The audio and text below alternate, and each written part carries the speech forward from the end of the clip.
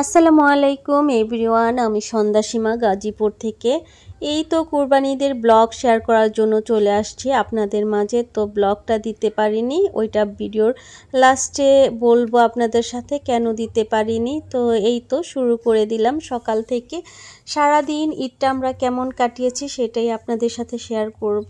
এই তো সকালে ঘুম থেকে উঠে আমি, আমার হাজব্যান্ড আর আমার মেয়ে একদম রেডি হয়ে নামাজের উদ্দেশ্যে চলে যাচ্ছি, নামাজ পড়ার জন্য। তো কুরবানি ঈদে কিন্তু একটা জিনিস খুবই ভালো লাগে, চারপাশে পশু পাখিদের ডাক খুবই ভালো লাগে, আর চারপাশে তাকালেই পশু পাখি কিন্তু বাঁধা অবস্থায় থাকে। এই তো নামাজের উদ্দেশ্যে চলে যাচ্ছি।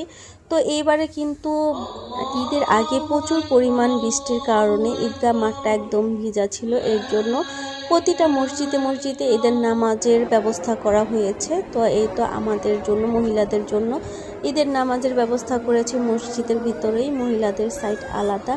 একদম উপরে চলে আসছি, সবাই যার যার স্থানে দাঁড়িয়ে আছে।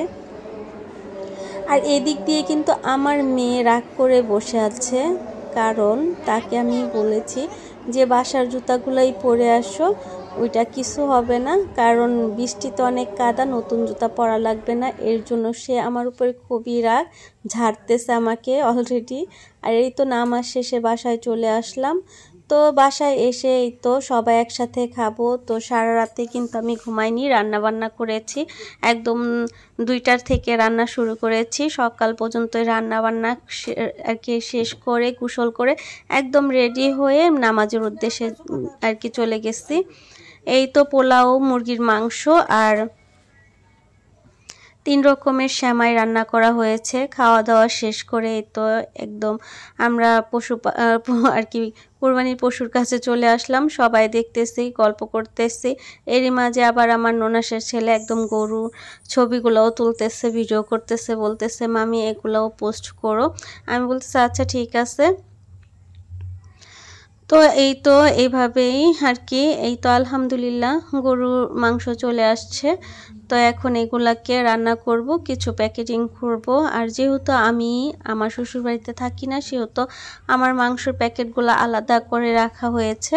আর এগুলা এখন আর কি জালের, এগুলা সুন্দর করে আমি প্যাকেট করে দিচ্ছি যাতে ফ্রিজে জায়গা হয়, সুন্দরভাবে রাখা যায়। এই তো এইভাবেই প্যাকেটিংগুলো করেছি।